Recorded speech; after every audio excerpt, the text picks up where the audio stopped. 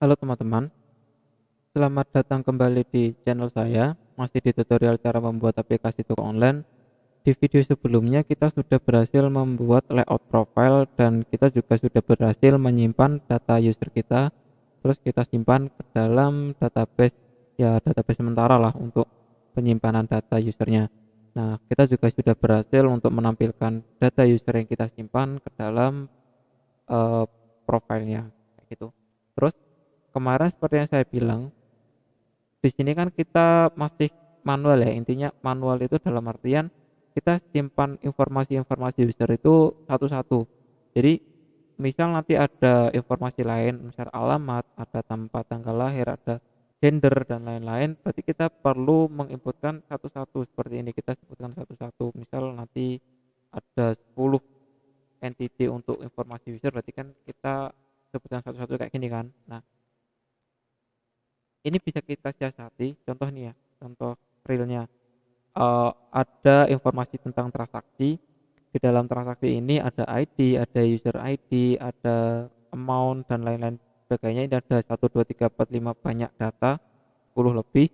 Berarti di sini kita harus eh, set satu-satu.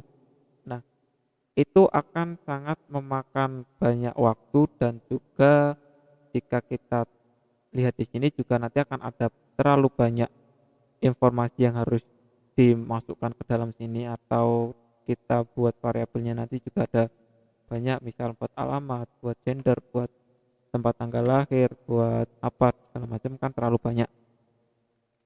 Untuk menyiasati itu kita sudah disediakan, kita coba buka Gradle-nya. Di sini kemarin kita sudah masukkan untuk ini JSON, code JSON dari Google ini.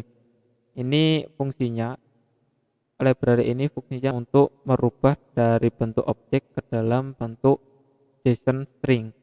Oke, kita langsung praktek aja ya biar nggak terlalu banyak intro. Kita buka pada bagian search preference-nya, kita copy aja untuk set string. Di sini kan ada set status login. Di sini kita karena mau menyimpan informasi user, kita perlu kita ubah dulu namanya set user. Jadi, maaf, salah kaploknya user. Nah, seperti ini. Terus kita hapus pada bagian key-nya, kita sisakan value. Ini salah, value harusnya seperti ini tulisannya, value. Nah, untuk di sini kan kita yang kita inputkan string, tapi di sini kita akan langsung inputkan semuanya, semua informasi user kita masukkan, berarti di sini bukan string tapi user. Nah, seperti ini. Terus kita buat satu key lagi untuk menampung informasi user. Di sini user, kita ganti user, key-nya ini kita ganti user. Sama halnya dengan status login, karena pasti kita simpannya itu tidak berubah-ubah. Kita misal kita simpan ini kan informasi login kan, sudah login atau belum. Nah, ini kita informasinya langsung kita sebutkan bahwa kita akan simpan di dalam user kayak gitu. Value-nya ini kita tidak langsung masukkan di sini, misal kayak gini, nggak bisa semudah itu Vergusu. Tapi kita membuat variabel baru, misal kita file data gini aja. Datanya nanti informasinya apa, kita panggil dulu JSON. Nah, seperti ini. Jangan lupa buka kurung tutup kurung, terus dot to JSON. Artinya kita akan merubah informasi user ini ke dalam JSON string. Ini kita panggil, kita ambil value-nya ini, kita masukkan ke dalam sini, terus kita spesifikasikan bahwa data ini akan kita rubah menjadi suatu objek user kayak gini, kelas. Nah, seperti ini. Sekilas ini tuh fungsi untuk merubah dari bentuk objek kelas ke dalam string. Ini tuh harusnya string kayak gini. Bisa ditulis, bisa tidak, tapi ini hanya sekedar biar teman-teman tahu aja bahwa ini itu outputnya, keluarannya itu, returnnya itu dalam bentuk string. Karena di sini yang bisa ditampung adalah string, berarti dari objek menjadi string. Nah, kayak gitu. Jadi data ini kita masukkan ke dalam sini. Oke, untuk menyimpan data usernya hanya seperti ini. Semoga bisa dipahami penjelasan saya tadi. Terus setelah itu sama halnya, ini kan ada get status login, berarti di sini kita juga membuat fun get string, bukan string tapi user kayak gini. Terus kita buat variabel lagi, file, misal JSON. Ini terserah penamaannya, JSON kayak gini. Dia sama dengan JSON buka kurung tutup kurung, jangan lupa kalau sebelumnya itu to JSON, di sini kita dari JSON, artinya from JSON kita spesifikasikan bahwa data ini akan kita rubah ke dalam bentuk user kayak gini. Terus kita copy aja dari sini, kita copy ini, kita masukkan ke dalam kurung tutupnya. Untuk key-nya kita akan ngambil informasi user yang sudah kita simpan, kita masukkan ke dalam sini. Defaultnya biarkan harusnya nul aja, nul kayak gini. Bukan, nggak boleh kayak gini, nanti pasti error. Kita buat variabel baru, variabel sendiri aja untuk menampung informasi ini. Kita buat misal data, sama data. Terus kita cek ada kode if else, ini itu artinya jika datanya nul kita return. Belum, berarti di sini kita tambahkan satu lagi, kita buat dia returnnya, kalau di sini kan returnnya string, terus ini returnnya boolean, karena yang tadi kita simpan adalah bentuk objek user, berarti di sini kembaliannya dalam bentuk objek user juga seperti ini. Terus di sini kita returnnya sama dengan nul. Ini kita tambahkan tanda tanya di sini. Oke, saya jelaskan singkat ya. Dari kode ini kita mau mengambil data user ini kan sudah disimpan. Setelah disimpan pasti kita ambil kan. Pengambilannya sama seperti sebelumnya, kita ambil datanya, terus baris kode tanda tanya dan titik 2 ini untuk ngecek apakah data ini nul atau tidak. Kalau nul berarti data user ini kembaliannya adalah nul. Paham nggak ya? Ya intinya ini kita cek dulu, kita datanya itu ada apa tidak. Kalau ada ya lanjut, kalau tidak ada dia get, get user ini nilainya nul kayak gitu. Terus data ini kita masukkan ke dalam sini kayak gini. Terus sama ini kita panggil juga user class.java, ini artinya ini kita return dulu, return JSON. Oke, kebanyakan. Nah seperti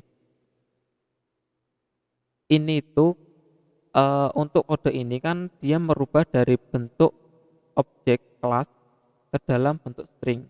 Kalau baris kode ini bertujuan untuk merubah dari bentuk string, ini kan yang kita dapatkan kan string, ini kan string ini harusnya sebenarnya. Untuk informasi aja, ini data yang kita dapatkan di sini tuh string.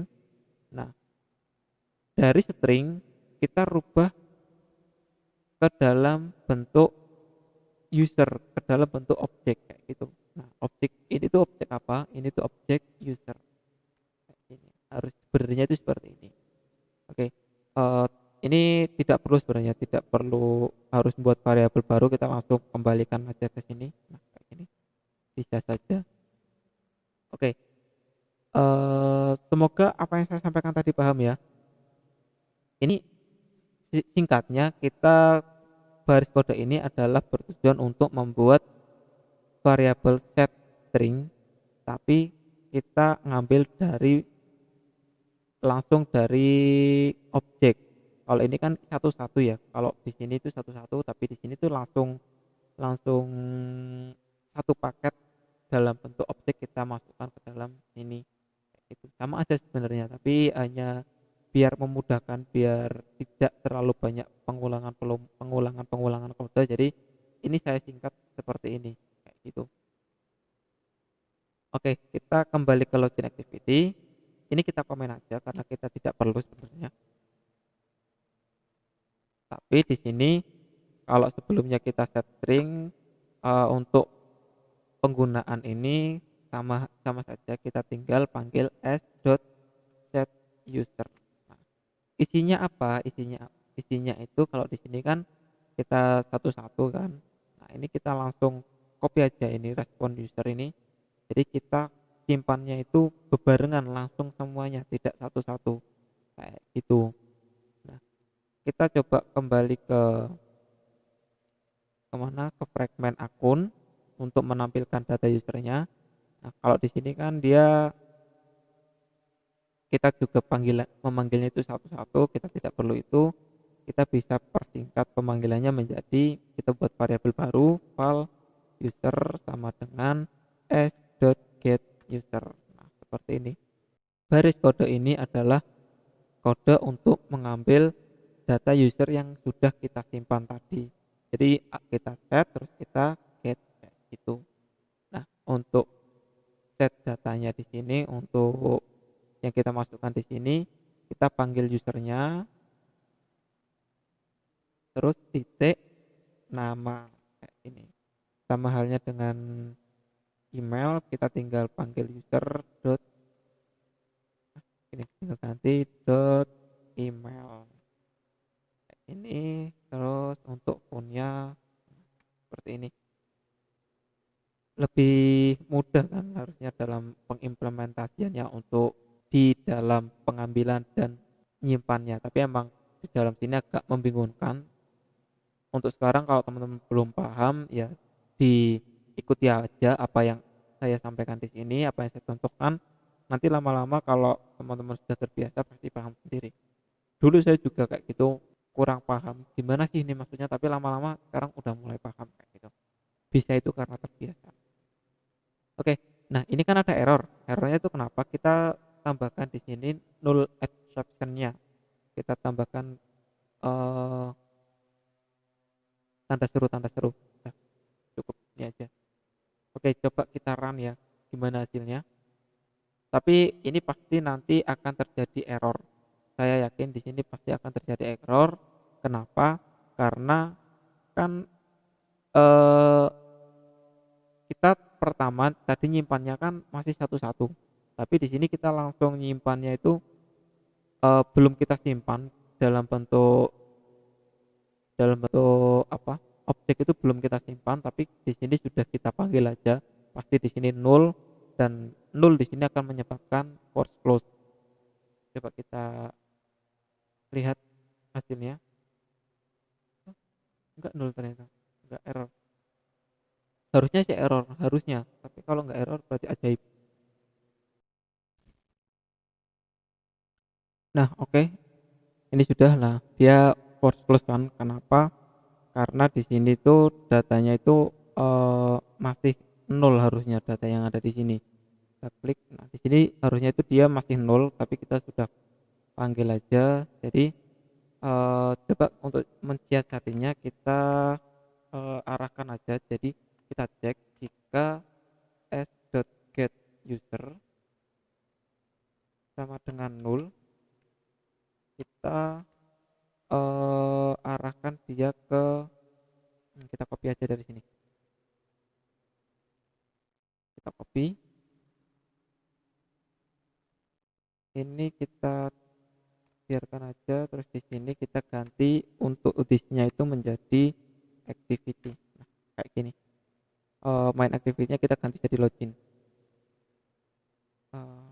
Login. Salah. Login. Salah. Login. Login activity. Nah, gini. Jadi ketika nanti datanya 0, dia akan mengarah ke login activity. Kita return aja. Di sini return ini artinya dia nanti tidak lanjut untuk kodenya itu berhenti di sini, tidak lanjut ke bawah. Oke, kita run ulang. Kita coba gunakan untuk save-nya itu kita gunakan ini, terus nanti dia akan kita cek jika tidak nol berarti dia lanjut ke sini dan menampilkan data seperti semula. Harusnya kayak gitu. Nah, dia langsung ke halaman login kan, karena di sini datanya itu nol. Kita coba login menggunakan Pisto. eh Bentar, saya punya data apa aja sih selain Pisto 16, localhost, PHP admin.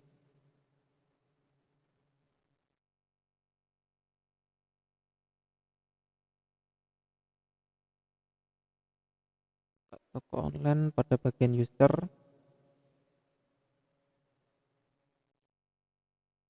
Ini untuk Tisto aja, ini coba saya tambahkan nomor teleponnya menjadi 081 123456789. Oke, kayak gini. Kita coba login menggunakan Tisto aja ini ya, tanpa embel-embelan angka di belakang. Kita coba login tisto@gmail.com. Di sini kita tambah passwordnya sama kan semuanya, 1 sampai 8, login. Nah, selamat datang Tisto. Di sini untuk nomor teleponnya sama kan. Jadi basically sebenarnya apa yang kita lakukan di sini dari set user sama get di sini itu sama aja seperti sebelumnya, tapi hanya saya persingkat. Karena jika nanti kita ada misal 10 data yang harus kita simpan, berarti kan kita harus menyebutkan satu-satu di sini 10 data tersebut. Nah, di sini hanya dengan menyebutkan satu aja data. Misal kita mau nyimpan informasi user, hanya kita simpan aja semuanya ke dalam sini. Terus untuk penulisan kodenya juga hanya satu baris kode, ini kita sudah bisa menyimpan semua data informasi user yang kita dapatkan kayak gitu. Semoga apa yang saya sampaikan di sini bisa teman-teman pahami. Saya rasa cukup aja dulu untuk tutorial kali ini. Jika ada pertanyaan silakan tinggalkan di kolom komentar. Buat teman-teman yang sudah subscribe, terima kasih. Untuk teman-teman yang belum subscribe, silahkan di subscribe dulu supaya tidak tertinggal updatean video-video lainnya, dan biar saya juga lebih semangat untuk update konten-konten selanjutnya.